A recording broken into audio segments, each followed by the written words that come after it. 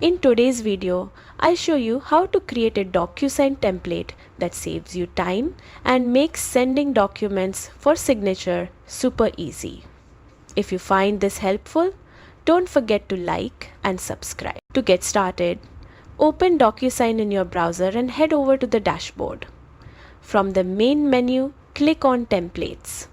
This is where all your reusable documents live. Now hit Create Template to begin. Give your template a clear name so you can easily find it later. Then upload your document. DocuSign supports PDFs, Word files and more. If you'd rather build from scratch, just choose Create New Document. Next, add your recipients. Here you can assign roles, whether they need to sign, just view or receive a copy. Defining roles makes sure the right person takes the right action. You can even personalize the email they'll receive by editing the subject line and message with clear instructions. Once everything looks good, click Save and Close.